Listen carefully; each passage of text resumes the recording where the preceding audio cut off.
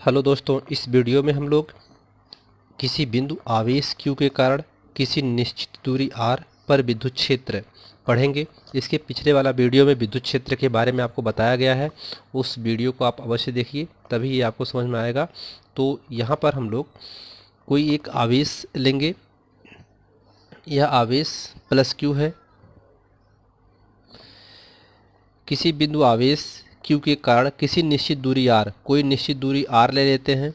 यहाँ पर मान लेते हैं कि ये परीक्षण आवेश Q0 है और इसके बीच की दूरी r है, और कहीं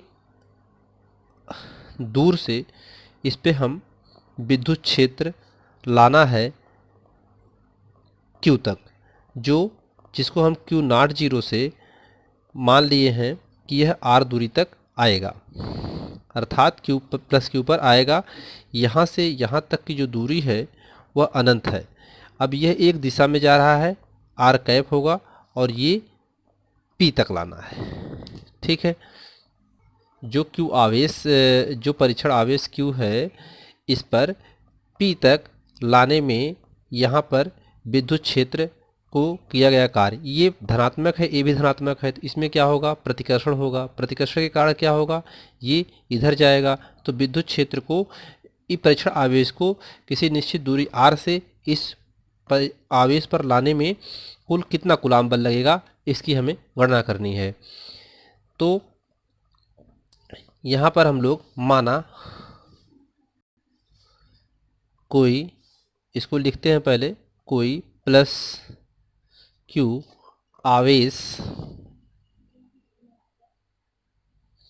किसी परीक्षण आवेश, धन आवेश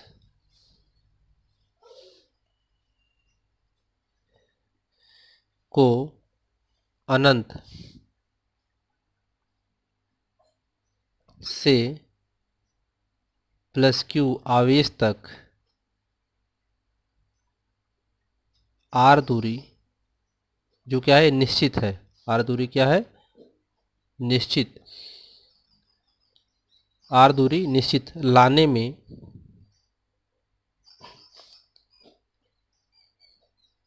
लगने वाला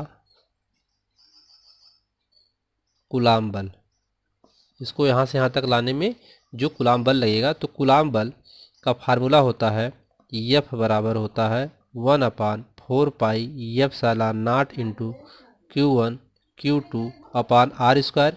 इसी फार्मूले से, या इसको हम लिखते हैं F बराबर K Q1 Q2 अपान r स्क्वायर। तो इसी फार्मूले से हम लोग इसको क्या करेंगे, सॉल्व करेंगे।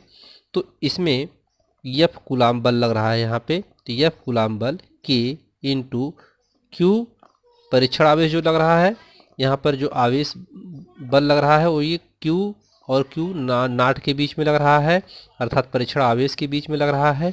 तो यहाँ पर Q1 और Q2 की जगह क्या लिखा जाएगा, Q और Q नाट अपान r स्क्वायर, और यहाँ पे r कैप लिखेंगे। r कैप का मतलब क्या होता है, दिशा, जो दिशा को बता रहा है कि वो बल किस दिशा में, विद्युत क्षेत्र का बल किस दिशा में लग रहा है।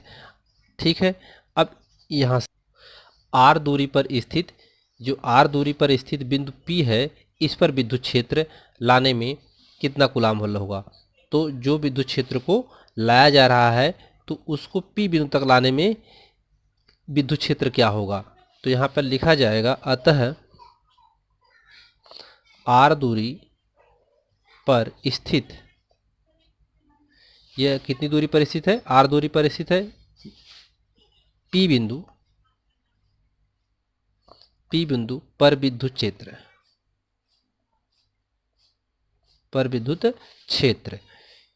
विद्युत क्षेत्र EP, यानी EP का मतलब क्या है कि P बिंदु तक विद्युत क्षेत्र को लाने में F कूलाम बल, यहाँ पर क्या होगा, F कूलाम बल होगा, इस F कूलाम बल होगा यहाँ पे, और बटा Q परीक्षण आवेश, ये आपको पिछले वीडियो में बताया गया था। यहाँ पर फार्मूला रखते हैं, इसका मान रखते हैं। F कूलाम का मान कितना है, अभी हम लोग इसको करके लाए हैं, तो F कूलाम का मान इतना है। तो इसको रख देते हैं के इंटू क्यू, क्यू परीक्षण आवेश है, अपान आर स्क्वायर है, और आर कैप और पूरे का क्यू परीक्षण आवेश, यानी ये परीक्षण आवेश, और यह कूलाम का ये पूरा मान। तो ये इससे क्या हो जाएगा, कैंसिल हो जाएगा। तो क्या बचेगा, के क्यू बचेगा बटा आर स्क्वायर और आर कैप बचेगा। ये आपका हुआ कि किसी बिंदु आवेश Q के कारण किसी निश्चित दूरी r पर विद्युत क्षेत्र का सूत्र हुआ, या विद्युत क्षेत्र की तीव्रता का सूत्र हुआ। इसे विद्युत क्षेत्र की तीव्रता का भी सूत्र कहते हैं। और इसे किसी निश्चित दूरी पर आवेश Q के कारण किसी निश्चित दूरी r पर विद्युत क्षेत्र है, और इसकी जो दिशा होगी वो बाहर की तरफ होगी, क्योंकि प्रतिकर्षण बल लग रहा है, इसलिए इसकी दिशा क्या होगी, बाहर की ओर होगी। यही फार्मूला अंदर की ओर आता जब यह दोनों विपरीत आवेश होते। इस पर एक हम लोग सवाल देख लेते हैं।